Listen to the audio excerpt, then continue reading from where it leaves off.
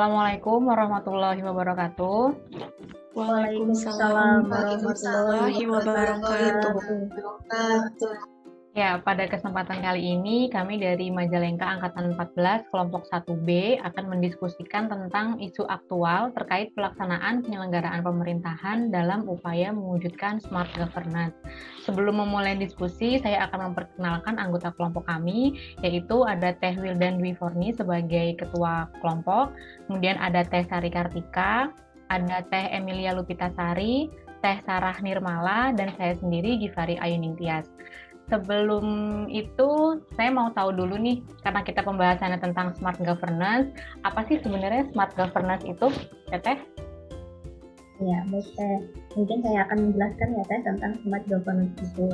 Smart governance itu sendiri bisa diartikan sebagai sebuah penggunaan teknologi dan inovasi untuk memfasilitasi dan mensupport pembuatan kebijakan dan perencanaan yang berhubungan dengan perbaikan proses dan transformasi pelayanan publik itu sendiri. Begitu Teh. Oh iya, ada lagi yang mau menambahkan? Saya menambahkan ya Teh ya. Mangga. Ya, jadi dalam upaya mewujudkan smart governance itu, salah satunya yaitu smart city dan sistem pemerintahan berbasis elektronik atau disebutnya itu SPBE. Nah, pengertian dari smart city itu sebagai kota pintar yang menggunakan konsep teknologi digital yang memerlukan komunitas dan pemanfaatan sumber daya yang ada sehingga lebih efektif dan efisien dengan bantuan teknologi Teh. Oh gitu. Tadi Teh Sari nyebut tentang SPBE ya. SPBE itu apa sih Teh? Iya, betul. Jadi Teteh, SPBI itu merupakan singkatan ya dari sistem pemerintah berbasis elektronik, yaitu penyelenggaraan pemerintah yang memanfaatkan teknologi informasi dan komunikasi untuk memberikan pelayanan kepada para pengguna SPBE. Nah, hal ini itu tertuang dalam Peraturan Presiden Nomor 95 Tahun 2018 tentang sistem pemerintah berbasis elektronik. Oh begitu. Ada lagi yang mau menambahkan tentang SPBE? Izin menambahkan ya. Silakan. Jadi SPBE itu kan ditujukan untuk mewujudkan tata kelola pemerintahan yang bersih, efektif, transparan, dan akuntabel, serta pelayanan publik yang berkualitas dan terpercaya.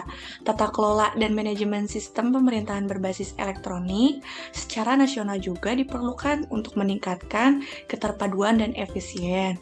Kemudian berdasarkan visi SPBE, kita perlu tahu tujuan apa sih atau kenapa sih ada sistem pemerintahan berbasis elektronik. Seperti itu Teh. Oh iya, siap-siap. Ada lagi yang mau menambahkan? Teh Emil mungkin?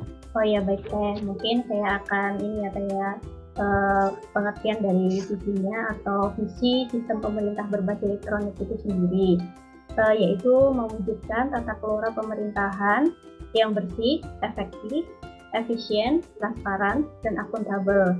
Kemudian mewujudkan pelayanan publik yang berkualitas dan terpercaya, dan mewujudkan sistem pemerintahan berbasis elektronik yang terpadu. Begitu Teh.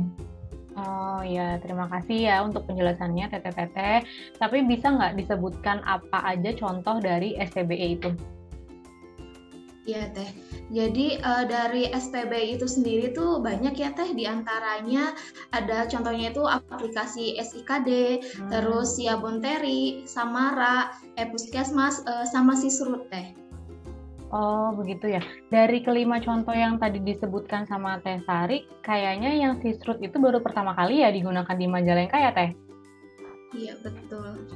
Menurut teman-teman nih gimana sih tentang aplikasi Sisrut itu? Jadi Sisrut itu ya Teh, aplikasi rujukan online untuk merujuk pasien dari tipe rumah sakit yang lebih rendah ke tipe yang lebih tinggi atau sederajat. Nah, diharapkan masyarakat itu sendiri yang mendapatkan perawatan di rumah sakit dapat terlayani oleh rumah sakit yang sudah siap sebelumnya karena sudah diatur melalui Sisrut. Aplikasi Sisrut ini tuh merupakan salah satu perwujudan smart governance ya Teh yang sudah berjalan dan mulai masuk tuh di lingkungan pemerintah Kabupaten Majalengka. Oh begitu. Barangkali ada yang mau menambahkan, Teh Sari? Jadi menurut Sarah saya ya? Oh iya silahkan. Ya boleh senang ya. Menurut saya Sisrut ini juga dibuat itu untuk mempermudah tenaga medis, di mana kan jadi informasi medis pasien ini bisa dengan cepat didapat dan juga lengkap. Jadi bisa diketahui sebelum pasien datang, sehingga pasien bisa lebih cepat mendapatkan tindakan.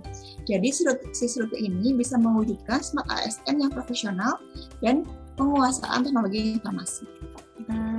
Tapi gimana solusi terbaik, kan mengingat pasti ada ya kemungkinan besar terjadinya kendala dalam pelaksanaannya, kayak jaringan, terus balasan yang lama dari rumah sakit penerima, sementara kan pasien itu harus segera dirujuk. Oh iya Teh, untuk kendala ya Teh itu tadi ya, terkait kendala jaringan atau respon yang lama, sementara pasien yang butuh penanganan segera, perujuk bisa langsung menghubungi melalui telepon Teh.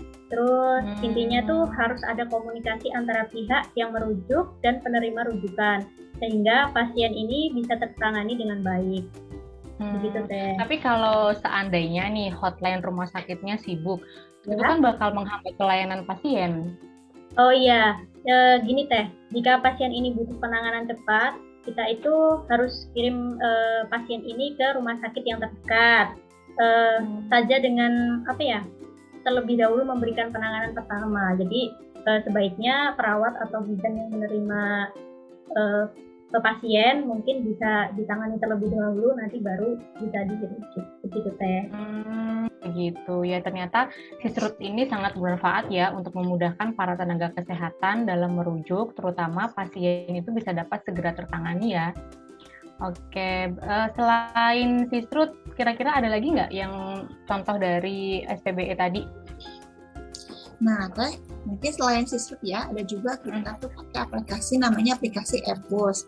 Nah, Epus ini merupakan sistem informasi manajemen puskesmas yang berbasis web dan mobile digunakan untuk membantu dalam pelayanan dan manajemen puskesmas sebagai lembaga pelayanan kesehatan tingkat pertama di masyarakat, dari mulai pendaftaran pasien, pelayanan poli, sampai dengan pelaporan ke tingkat dinas kesehatan kota, kabupaten, dan juga provinsi secara online dan terintegrasi menggunakan standar SIP, yaitu Sistem Informasi Puskesmas Kementerian Kesehatan Republik Indonesia.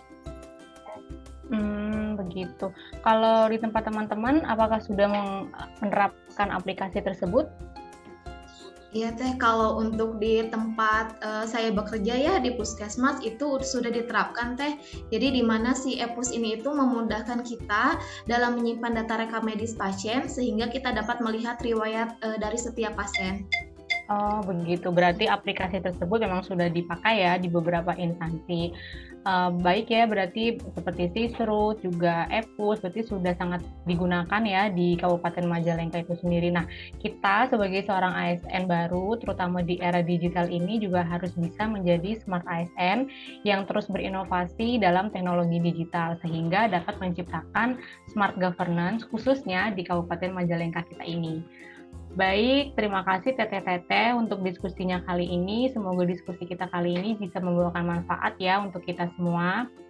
Mohon maaf jika ada kekurangannya. Sekian, wassalamualaikum warahmatullahi wabarakatuh.